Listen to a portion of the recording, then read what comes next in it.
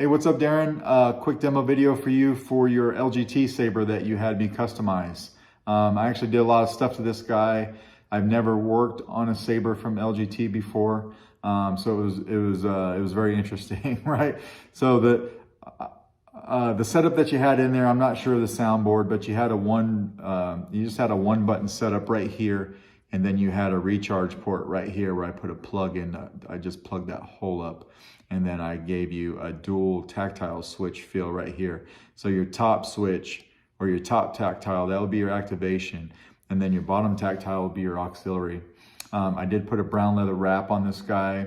I do have the new Shtok V3 NPXL, the PCB inside this saber.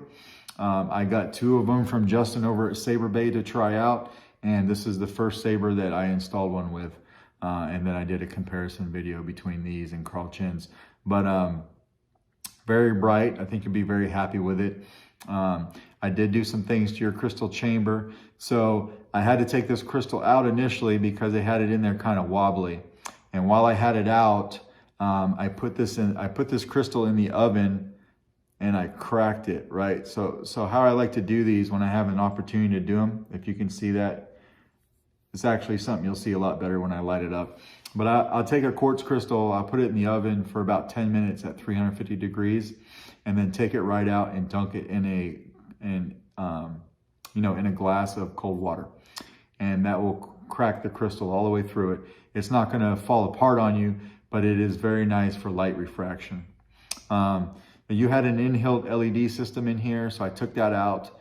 But the interesting part was you didn't have anything for a wire path going from the in-hilt LED system all the way down to your board. The wires that you did have, they were just kind of like, they were just floating out here. There's 3 different wires. It was kind of ugly, so I did what I could. I took the crystal. There's only one opening in the crystal for the wire path. You can see it right there. And then there's only one opening up on this upper chamber piece for wires to go through. And when you screw this all the way down and lock it up, that opening for the wire was actually sticking out of one of these windows. I wanted to back that up and line those up so I could bring my wires down the side in here. If you can see that, I've got a piece of black shrink tube trying to cover those wires up, but I tried to bring them down right behind this paneling and not have them out here in front of your crystal like they were. So that's about the neatest as I could do that, given the design of this saber. Okay, so that's what I did there. And then I gave you a removable battery system. So what you want to do is just unscrew your handle. You have a Proffie V2 install in here. Here's your chassis. There's your board. The board is a press fit down into the shelf. It didn't necessarily need this tape, but I do put a little divot in the chassis for it. So I just went ahead and put it on there anyway so you can see what it would look like or how that divot in the chassis should be utilized if you ever needed it in the future. That's just a 1/4 inch thick piece of art tape.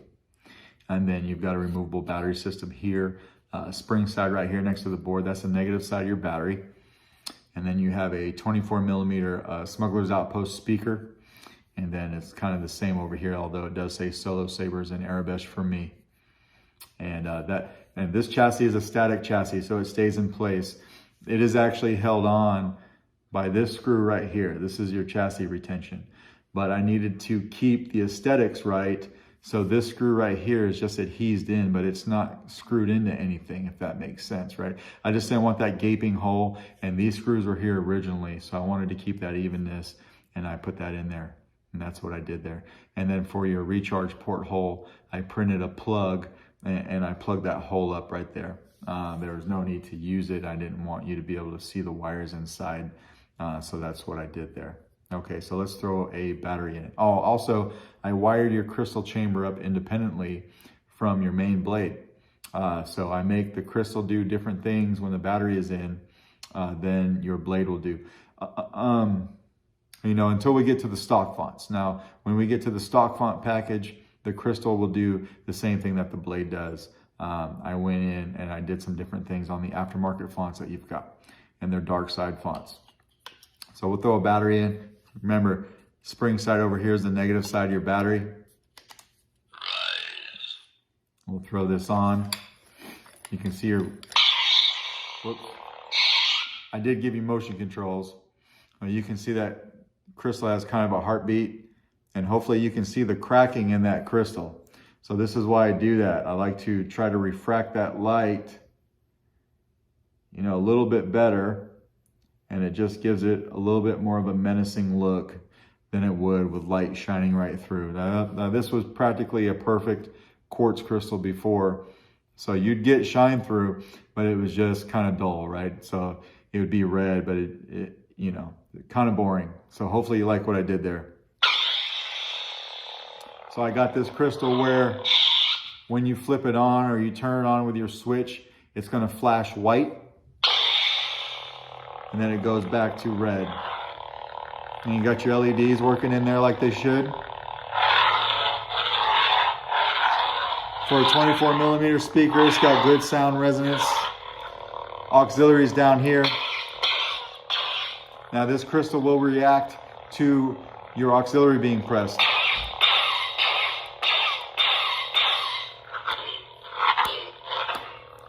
We'll put a blade in it and then we'll do some lockups.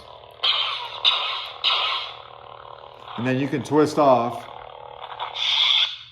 Or if you didn't want to use motion controls, you can just use the front button to turn on. And then tap the front button again to turn it off.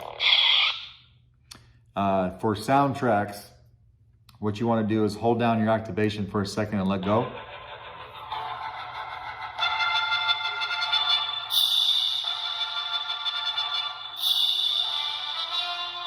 Right? And then do the same thing to turn it off. Hold it down for a second and let go. All right, so now this saber does take a 1-inch blade. You sent me the blade that came with the saber for your in-hilt LED system, but I didn't use that, obviously. You're gonna have to find a Neopixel blade. When you do, it's gonna be a 1-inch diameter, okay? And this is set up for a full-length blade, so 138 pixels.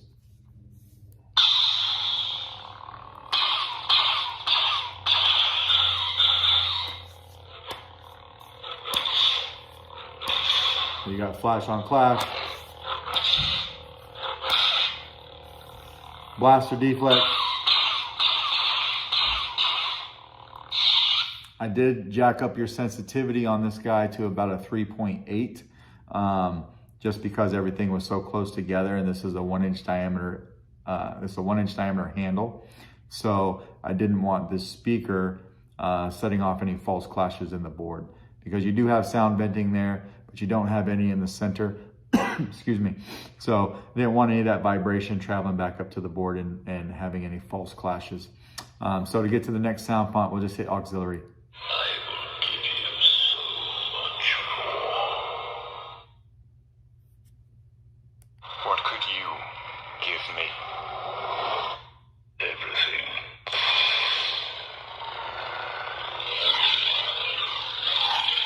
Nice, smooth swing.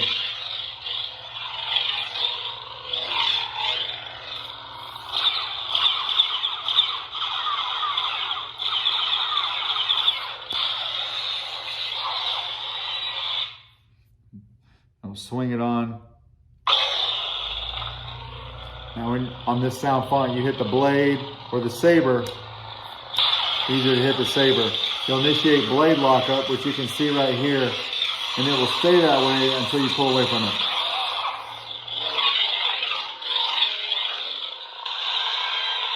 And we'll go to the next one.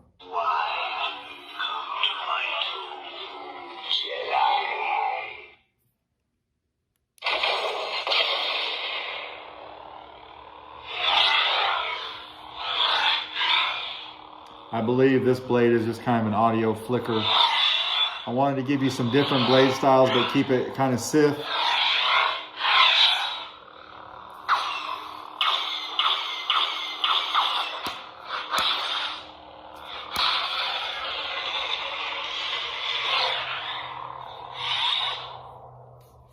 And then I think we'll be into the stock fonts. Yeah, so on the stock fonts, your crystal and your blade will do the same thing. Right? And you can kind of see that cracking in there. Might be a little bit easier to see on a blue.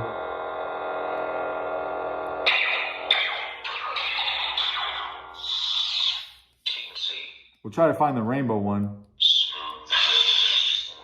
It's not a rainbow, it's a flame, but it still looks pretty cool in your crystal.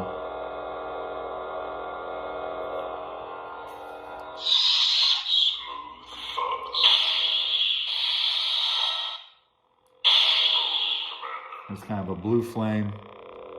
That's cool in your crystal too, right?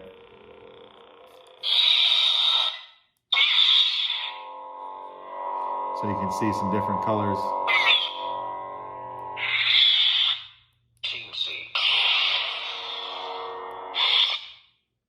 Smooth Jedi. Smooth Gray. Smooth Fuzz. Rogue Commander. I think this is the rainbow one right here. Yeah. So now you get all the colors in your blade, but you can really see what your crystal's doing.